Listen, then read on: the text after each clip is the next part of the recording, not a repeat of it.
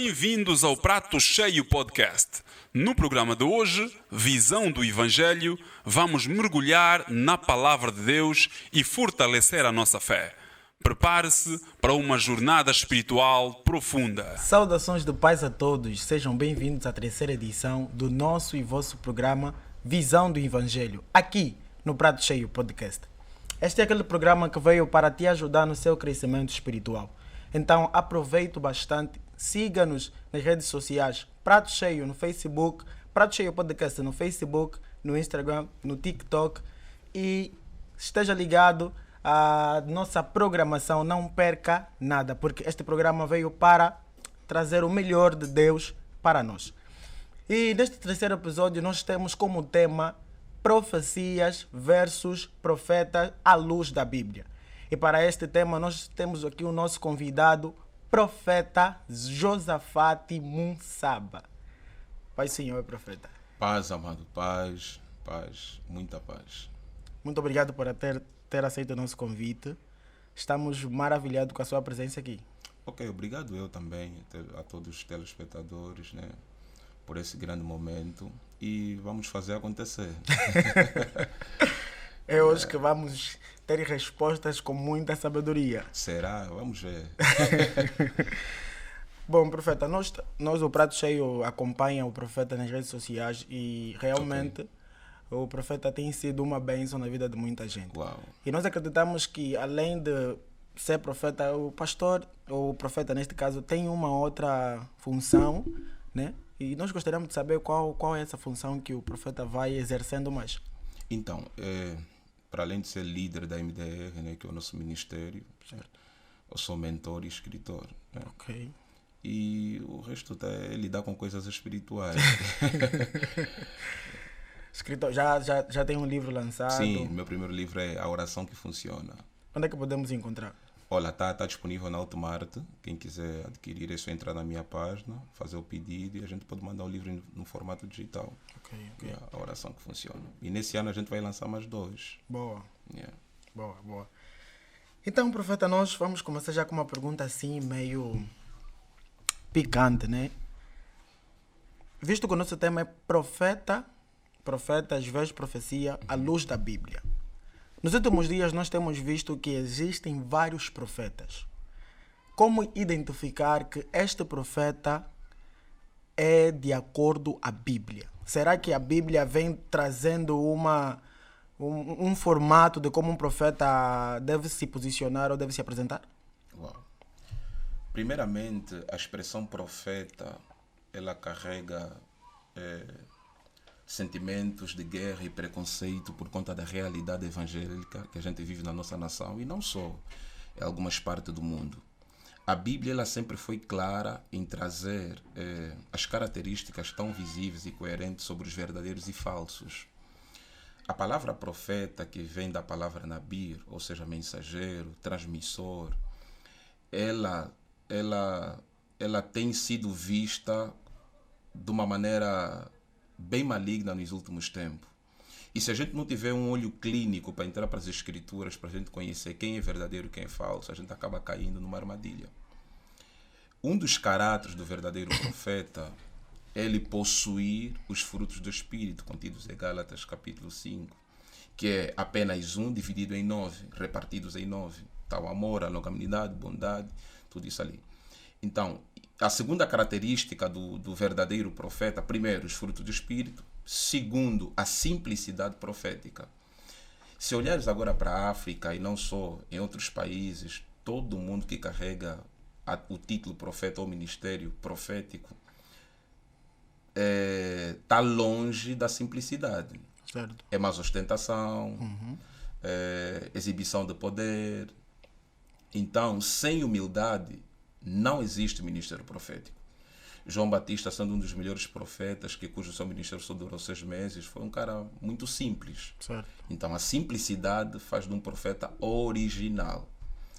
A terceira característica é a base da ministração profética imergido na palavra de Deus.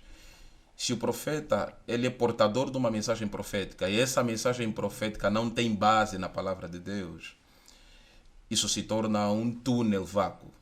Não existe isso nas Escrituras. Então, se a base da vida do profeta e da profecia do profeta for a palavra de Deus, good, é o profeta verdadeiro. E o último, né, é a submissão e o cumprimento da mensagem profética. Se o profeta não viu vermelho, não pode dizer vermelho. Tem que esperar com que a visão esteja clara e dizer que eu vi vermelho. Se cumprir, não, good. Mas também tem um porém.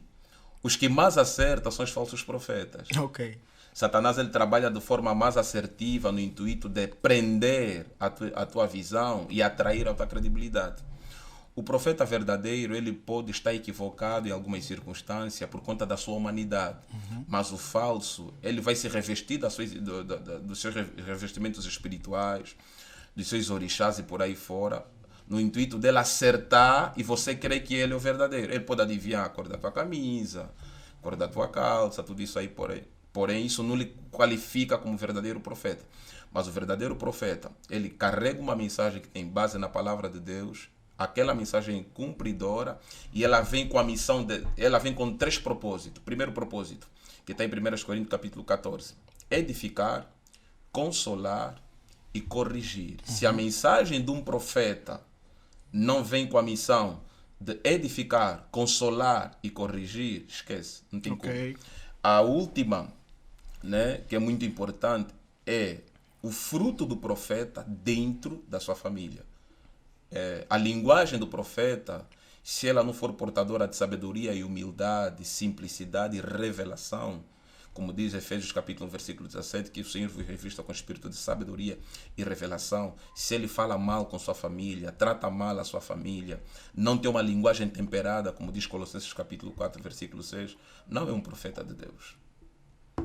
Ok, olha, na abordagem do profeta, né? Houve um momento que o profeta disse algo que nos entrou já na segunda pergunta. Porque a Bíblia diz que nos últimos dias viriam falsos profetas que até chegariam de enganar os escolhidos. Sim. E o profeta disse que tem mais probabilidade do falso acertar do que o verdadeiro. Sim. Explica só um pouquinho Essa acerca desse visão, assunto. primeiro, quando o falso é falso, ele tem que fazer de tudo para ser verdadeiro. O que atrai a atenção da maioria? É a assertividade. O profeta falso não tem temor. Ele vai lutar para acertar algo, né? Para acertar algo, para atrair a tua credibilidade e ser aceito. Mas o profeta verdadeiro, muitas das vezes, quando ele recebe uma visão, por exemplo, eu vi uma casa cheia de ouro. Ele vai orar 3 anos para ter claridade daquilo que ele viu. Eu vi ouro, vi ouro, vi ouro. Ele vai orar. Até ele falar, eu vi ouro, e esse ouro se refere ao fulano, cicrano, ao beltrano, vai durar um tempo. O falso não. O falso ele vai trabalhar na velocidade. Veja o que o diabo fez no Éden. A única maneira de hipnotizar a mente de Eva é trabalhar na esfera da rapidez. Olha, o que ele vos falou é mentira. O que eu estou dizendo agora é o verdadeiro. Se vocês comerem, se você igual a ele. Ele falou, uau, parece interessante. Então, muitas das vezes a rapidez dos falsos torna muito visível a sua característica profética. Porque o verdadeiro é cauteloso, ele tem que ter certeza. Então, os falsos já vê se por algum tempo na igreja X, está a demorar um coxo, eu vou vir com mais velocidade. Vou ser o mais rápido nisso ali. Okay. Vou fazer isso e aquilo. E vão ver, uau, ele está operando de forma tão rápida. Ela atrai a credibilidade do povo. Então, o falso tem essa característica. Yeah. Então, neste caso, né, os profetas falsos, né, eles usam a manipulação. Com certeza. Manipulação, veja só.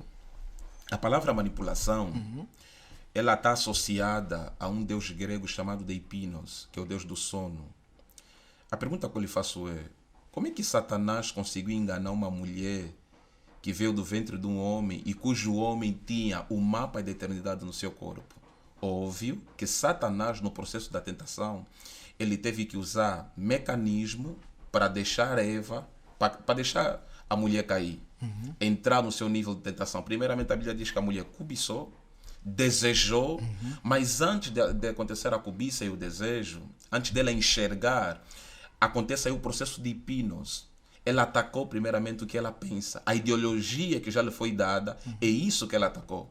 Então, sempre que Satanás quer deixar alguém cair, ele vai atacar a ideologia, aquilo que ela aprendeu.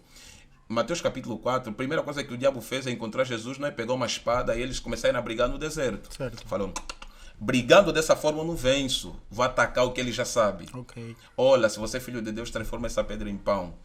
Poxa, veja o que Jesus pensou. Ele me mandou se transformar, ele mandou eu transformar aquilo que eu sou. Tá vendo? Não tô entrando em remas. Para evitar. Então, ele me mandou se transformar aquilo que eu sou. Quando o diabo traz a teologia, por exemplo, da prosperidade, é para te levar à intenção de que você tem que lutar por aquilo. Prosperidade é o que nós já somos. Calma. A teologia da prosperidade surgiu do diabo. Não, claro que é diabólica a teologia da prosperidade. Oh. Existe teologia, atenção, existe teologia da prosperidade e existe doutrina da prosperidade. A prosperidade não é diabólica. Diabólico é a teologia da prosperidade que tem se propagado nos últimos dias, que traz como característica aprisionar a mente humana, te tornar materialista, te tornar numa natureza antropocêntrica. Isso é teologia, isso é maligno, isso não tem caráter de Deus. Porque veja só, apesar de que a gente fugiu um pouco, mas é assim, a prosperidade é algo que está dentro do DNA do ser humano. A partir do momento que você aceita Jesus Cristo, a prosperidade se torna uma natureza. E o diabo sempre vai lutar para fazer você pensar que você tem que lutar por aquilo. Você não pode lutar por algo que já é teu. O diabo nos faz lutar pela saúde que já é nossa. Certo. Coloca espírito de enfermidades. Nos faz lutar por uma paz que já nos foi prometida, nos coloca em guerra. Nos faz lutar por uma sabedoria que já nos foi dada através da palavra. Nos faz lutar em buscar um monte de conhecimentos místicos e fora da palavra de Deus. Então é isso aí. Meu Deus. Agora vamos entrar no tema, né, que é profetas versus profecias à luz da Bíblia. Nos últimos dias há dias atrás vimos um episódio que chocou muita gente. Vimos um profeta dizer que a maioria dos profetas dormem em caixões para ter domínio de tudo, para ter poder, para ter visão. Será que os profetas de hoje em dia também, será que isso é uma realidade de acordo com o que esse profeta testemunhou? Apesar de que a tua pergunta podia melhorar um pouco, para a gente não ter que parecer que a gente está a responder à situação que houve nos dias anteriores, mas a intenção não é essa. Certo. Primeiro, se o profeta souber o que é um ministério profético, existem dons proféticos e existem ministérios proféticos. O ministério profético é diferente dos dons. Qualquer um pode ter um dom profético. Por exemplo, existem pessoas que nascem com genética profética. Certo. Ela começa a ter, desde a tenridade, intuições sobre visões e sonhos. Tudo que ela fala acontece. Essas pessoas, elas nascem ou elas nasceram com uma característica profética. Pensa comigo, vamos recuar um pouco no tempo. Há 20 anos atrás, em Angola, mais de 300 crianças, se eu não me engano, foram levadas para a Europa porque foram acusadas de bruxas. E o relatório que os parentes davam, que a TV supostamente deu, era que essas crianças tinham visões ou eram medium. Isso não era bruxaria. Elas nasceram com uma genética profética. Todo ser humano ele nasce com uma genética profética porque nós temos uma porção da eternidade dentro do nosso DNA. Certo. Se os profetas soubessem o que é ser profeta, a gente nem poderia dar atenção a muita coisa que não presta. Agora, respondendo à tua pergunta, se eu falar que não existem profetas falsos na nossa nação, eu estaria mentindo. E se eu falar que todos são falsos, também estaria mentindo, eu estou aí para o extremo. Então, existem pessoas que se submetem a ritos para obtenção ou para extração de poder. Então, deuses como Lilith, operações como Lilith, Diana, Adriana, Ariel, esses deuses que foram oriundos da mitologia grega, eles trouxeram uma influência maligna dentro do movimento profético no planeta Terra, não só em Angola. Porque hoje em dia, as pessoas, é aquilo que eu falei, as pessoas entendem o ministério profético como um ponto de lucro, de sustentabilidade, como uma empresa. Uma vez que ele tem essa visão, ele vai procurar um subterfúgio, ele vai procurar entrar por uma linha que não é a bíblica. Porque a linha bíblica é a linha mais cautelosa, mais um pouco demorada, para Deus moldar o teu vaso. Então muitos vão cair por essa linhagem de sacrifícios, que é o famoso sacerdócio, que muitas das vezes não é um sacerdócio bíblico, né? Quando falamos de sacerdócio, falamos de sacrifício sagrado, mas eu desconheço sacerdócio dentro do profetismo, como se vê hoje, né? Então a afirmação dessa pessoa, ela tá 70% certa, né? 30% errada. 30% porque ela foi ao extremo, né? Tem sim verdadeiros profetas em Angola, muitos. E a visão profética nos últimos dias, ela não pode só ser vista dentro do ministério profético. Existem pastores que são profetas nessa nação. Até não adianta citar nomes aqui, porque eles conhecem quem eles são profetas, são extremas referências nessa nação. Então dizer que todo mundo dorme nos caixões, tem feito rituais, não, alguns fazem isso, mas nem todos. Ok. Olha, aqui no Facebook deixaram uma pergunta, eu gostaria de lê-la para o pastor. Qual é o papel dos profetas na Bíblia em relação à adoração ao culto a Deus? Uau! Pergunta excelente. Yeah. Primeiro, profetas na Bíblia, eles tinham três missões na Bíblia Sagrada. O profeta, ele não tem uma característica pastoral e nem sacerdotal. O profeta ouve, ou seja, ele é o receptor da informação. O sacerdote é transmissor, né? Ele que transmite a informação.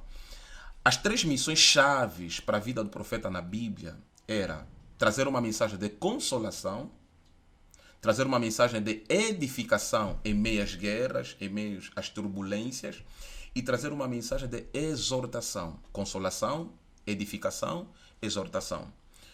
Se o profeta não tiver essa missão dentro do lar eclesiástico, dentro da igreja, ele não é um profeta. O profeta, na função de adoração a Deus, ele está ali para trazer uma mensagem de despertamento, de consolação. Despertamento que é exortar, de consolação e de edificação. Mas não é isso que se vê nos últimos dias. Muitas das vezes, sem querer ofender, muitas das vezes nós temos mais profetas com características pastorais do que pastores com características proféticas. Você sabia que raramente um profeta ele será líder de uma congregação? Sabe por quê? Porque o profeta não lhe foi dado o dom de pastorear. Okay. Isso não se descarta, né? Alguns profetas que lideram, pastoreiam, tudo bem. Mas alguns profetas eles foram completamente separados para ser o auxiliar do pastor. E isso é que vai ser difícil ver nos últimos dias, porque ele vai ver, poxa, mano, eu que recebo a visão, está submetido a esse líder, vai ser é uma humilhação para mim. Então, profeta ao lado de um pastor é uma bomba atômica. Separado dele é uma tragédia. Por quê? Porque o profeta é que vai falar para o pastor, olha, aqui você está caminhando mal. Como Daniel comunicavam para os reis, alertavam os reis. Então, o profeta ao lado do pastor, ele é um instrumento de alerta, ele é um alarme. Olha, aqui estamos a caminhar mal, vamos mudar para essa direção.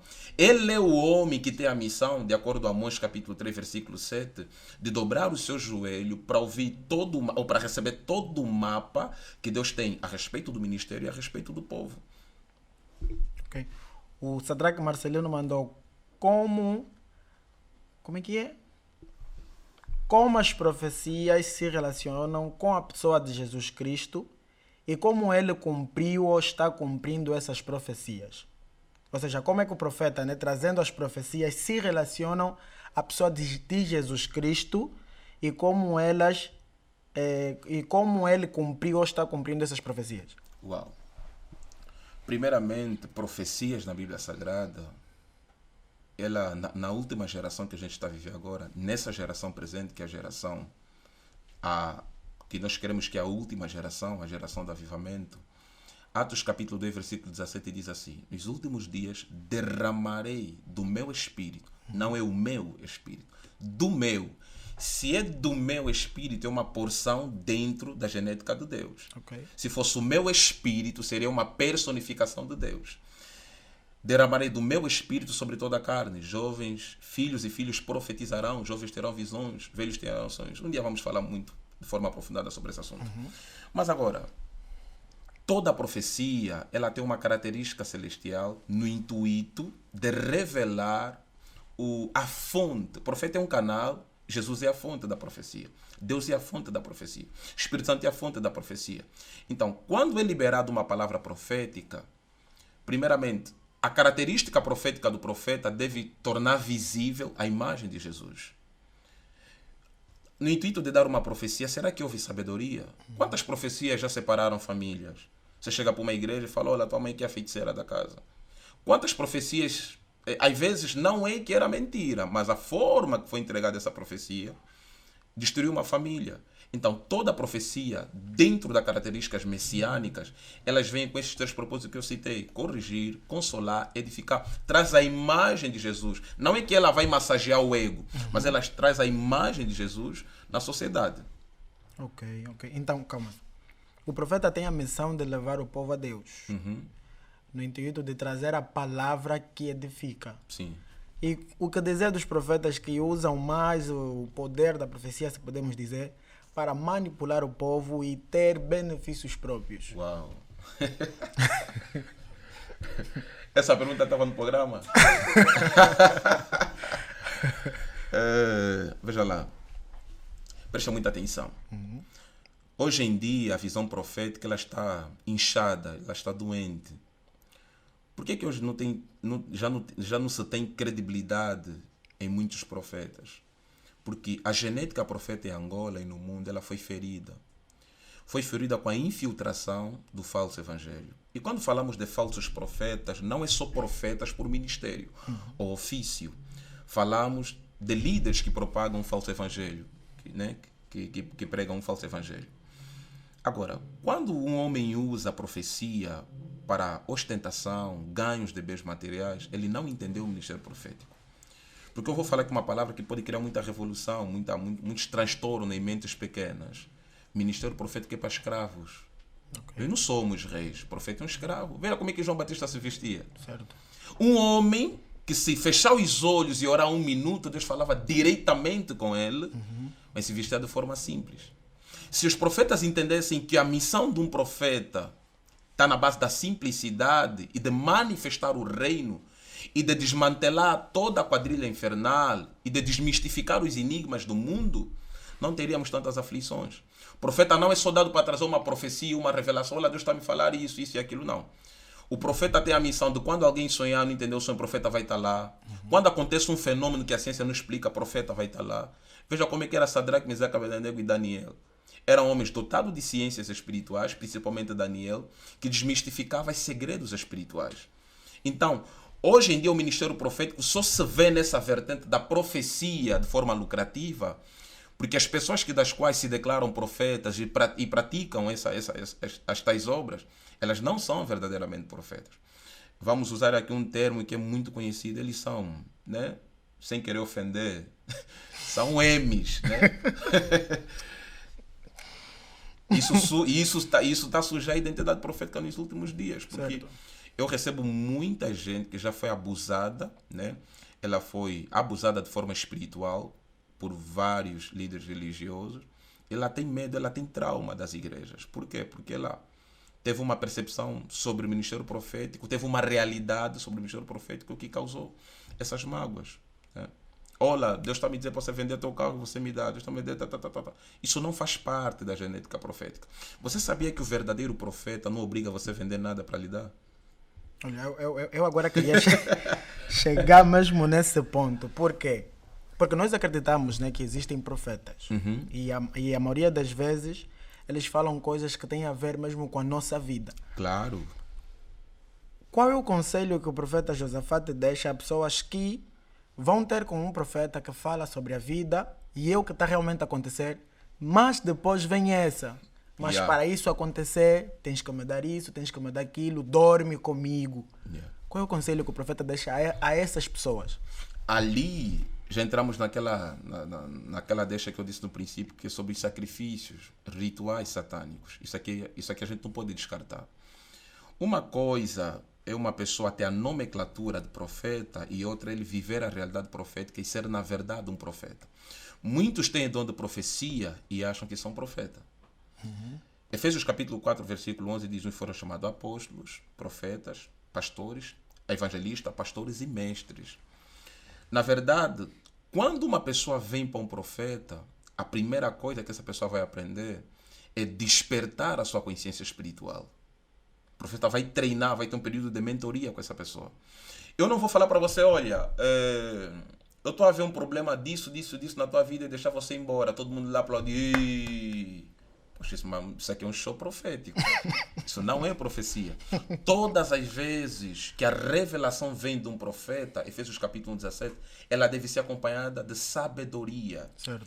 Espírito de sabedoria e revelação, elas andam juntas. Se eu entregar uma profecia, uma revelação, sem uma sabedoria, aquilo não é nada.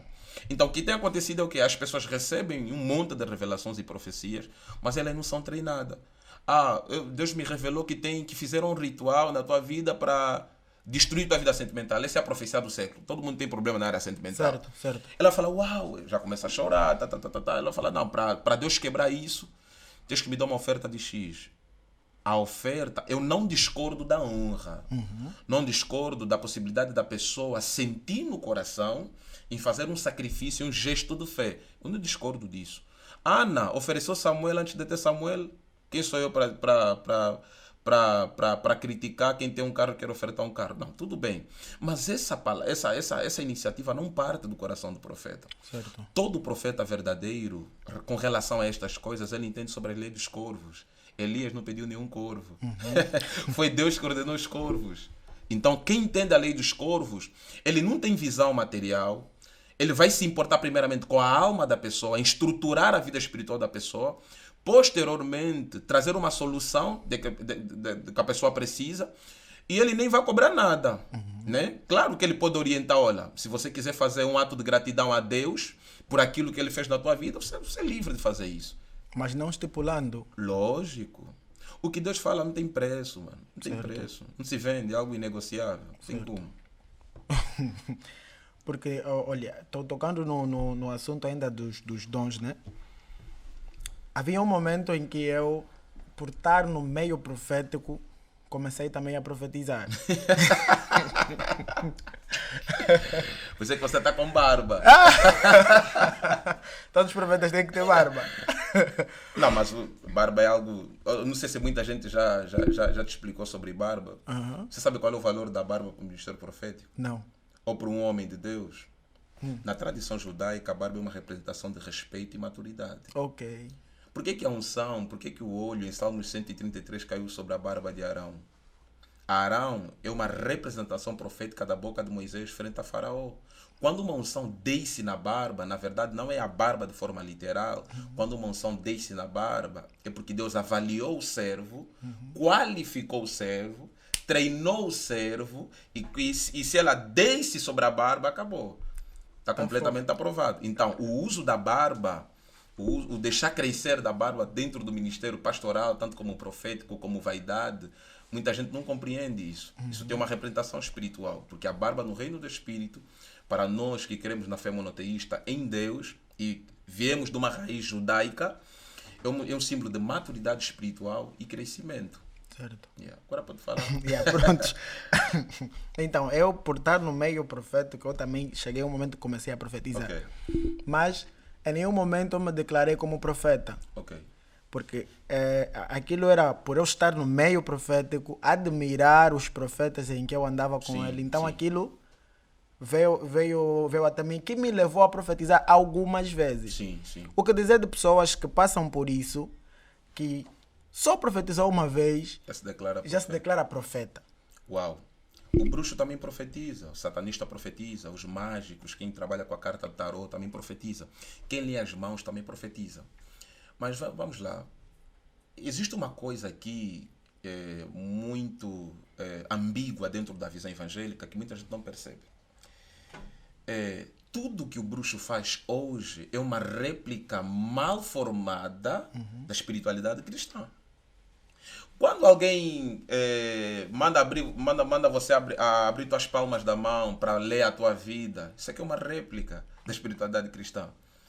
Qual é o primeiro sinal que Tomé teve de que Jesus foi crucificado? Mostrou as mãos, as marcas nas mãos. Certo. Davi queria construir um templo e falou, não, veja lá as tuas mãos. As mãos carregam uma identidade espiritual. Yes. Então, muitas das vezes, quando profetas com conhecimento de revelação falam essas coisas, podem assemelhá-lo com esoterismo, com misticismo. Não, isso não faz parte.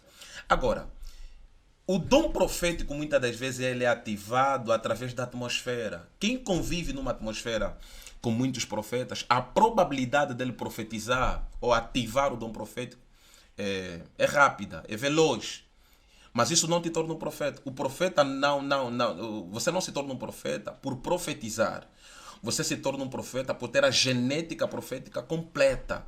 Tem que estar entrelaçado no teu DNA. O profeta é alguém que foi chamado para decifrar os enigmas. Desde a eternidade ele já mostrava índices de que ele verdadeiro um profeta, tinha visões, falava algo e acontecia. Os pais já falavam, uau, olha o fulano quando era criança, ele falava aquilo e acontecia. Essa pessoa já está a dar indícios de que tem uma genética profética.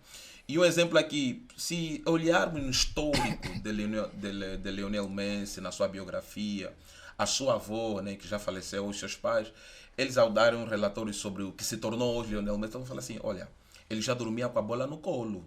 Ele jogava todo dia às 5 da manhã. Ele, quando já tinha 3 anos, já fazia coisas que a gente falava, uau, esse aí vai se tornar um grande jogador. Ou seja, o ministério profético, ele é visível desde o momento que você nasce. Okay. Porque a nossa idade na Terra não é a nossa idade nos céus. Só a África que ainda não entendeu isso. Você sabia que na Ásia, um recém-nascido já nasce com 1 ano de idade? A idade do ser humano conta no ventre. Conta no ventre. Se você conhecer essa chave da tua idade celestial nesse nível de vida, você vai ter acesso a diversos portais, você vai ter acesso a diversas informações sobre o teu DNA que nenhum pastor ou nenhuma pregação evangélica foi manifestada e revelada em você. Por exemplo, por que tudo que você... por que a ciência diz que nós temos 5 sentidos? Só se limitam nos 5. Porque a ciência parou no limite dos 5. O ser humano não tem 5 sentidos, o ser humano tem 10. 10 sentidos no corpo, na carne, 2 sentidos, 5 sentidos no corpo, 5 na alma, que somam 10. 5 dedos na mão esquerda, 5 na direita. Uma que representa a honra, que é a direita. Jesus nunca teve a esquerda, sempre teve a direita. As 5 virgens que prepararam azeite e as lâmpadas são a direita. A esquerda representava desonra, despreparação. Voltando agora no que eu estava a falar, se você acessar a tua identidade celestial, souber quem você é no reino do Espírito, tudo na tua vida muda. Paulo em Filipenses capítulo 3, versículo 20 diz assim, a nossa verdadeira cidadania, ela é dos céus. Certo. Se você viver na terra primeiro como cidadão dos céus, tudo na tua vida muda. Certo. Só que nós aprendemos a viver primeiramente como cidadãos da terra. Acabou. Acabou. Aí acaba já tudo. Com certeza. Olha, a conversa está tão boa, mas aquilo que é bom dura pouco. Então, esse momento que nos resta, eu gostaria de pedir ao profeta Josafat que deixasse uma palavra assim, né, para todos quanto querem, ou seja, anseiam entrar neste ramo profético, ou aqueles que já estão, que porventura também acabam por se desviando de acordo às situações que eles estão vivendo. Boa. Então, a palavra que eu deixo aqui é uma palavra que eu sempre carreguei no meu coração. Acho que a câmera é esta. É uma palavra que sempre deixei gravada no meu coração em todos os anos de ministério que eu tenho. Eu não entrei para o ministério profético como empresário, porque o ministério profético não é uma profissão. Não é um meio na qual eu devo usar para atrair bens materiais. Certo. Apesar de que o profeta já nasce com uma genética para atrair tudo isso sem ele lutar. Mas o que o diabo tem feito nos últimos tempos, para nós os profetas jovens, é nos fazer lutar por aquilo que já somos. E por causa do imediatismo, por causa dessa velocidade maligna, muitos jovens têm caído em prostituição, têm vandalizado os objetos sagrados, né? A fé cristã. Então, meu conselho é, permaneçam no caminho, nem que durar 30.000 anos, mais vale você estar anônimo e verdadeiro do que ser conhecido e ao mesmo tempo falso. Então, porque hoje em dia nós estamos a viver um trauma, feridas que foram deixadas pelos falsos profetas e continuam a deixar, e que as pessoas hoje não querem ver qual é o nome da nossa denominação, em que igreja a gente pertence. As pessoas querem ver que tipo de Deus você serve. Será que você não vai ser igual ao agente do diabo que me atendeu na vez passada? Será que você não vai ser igual ao profeta de Jezabel que me atendeu no dia Y e no dia X? Então, meu conselho é, vamos ser fiel ao ministério profético. O profeta não precisa de reconhecimento da maioria. O profeta só precisa do joelho, de uma pedra e de uma tenda. Isso aí é suficiente para o profeta. Um dos maiores problemas do profeta jovem é buscar a aceitação de muitas pessoas para ele ter hype, para ele ter visibilidade. Olha, tenho que andar com fulano para ser fulano. Desde o tempo, meu filho espiritual testemunha isso, Aníbal, desde os tempos que eu fui levantado, que eu fui consagrado ao ministério profético, eu sempre me isolei. O profeta não tinha amigo. Jesus só subia com 12, mas ia mais além com 3. Então, todo jovem que vai procurar ter muita amizade para desenvolver seu ministério profético vai acabar destruindo. É só isso. E Deus abençoe visão e sabedoria. Profeta, agora nos abençoe com uma oração. Né? Ok. Yeah. Deus, em nome de Jesus, te agradecemos por este grande momento. Eu oro, Senhor, não só pela vida de todos aqueles que nos acompanham nesta hora, mas eu quero orar pela vida de todos aqueles que são portadores de uma aflição, são portadores de um problema. Que por meio desta oração eu profetizo em nome de Jesus que cadeias sejam abertas, doenças sejam curadas e câncer sejam arrancados. Senhor, que quem está me ouvir neste momento seja fortalecido pelo sangue do Cordeiro e pela palavra do seu testemunho. João capítulo 6 diz que a tua palavra é espírito e vida. Pai, se tiver um irmão, uma irmã que nos acompanha nesta hora, fortalece o seu coração, não deixe que ele largue a sua coroa e vamos nos permanecer nos teus caminhos até o dia da sua vinda. Que Deus Todo-Poderoso venha abençoar o prato cheio, venha abençoar as nossas vidas, venha abençoar cada integrante, Senhor, desta comunidade, desta organização. Em nome de Jesus Cristo. Amém. Amém, amém. Profeta José Fate, muito obrigado pela sua presença aqui. Obrigado, eu. A conversa foi saudável. embora que ficou rápido. algumas coisas ali que posteriormente vamos remarcar, né? Não, perfeito, sem problema. Certo. Yeah. Então você que esteve ligado a nós, muito e muito obrigado. O pedido continua sendo o mesmo. Siga-nos nas redes sociais. Prato Cheio Podcast no Facebook, Instagram, TikTok. Esteja ligado a toda a nossa programação. Voltaremos em breve. Deus abençoe.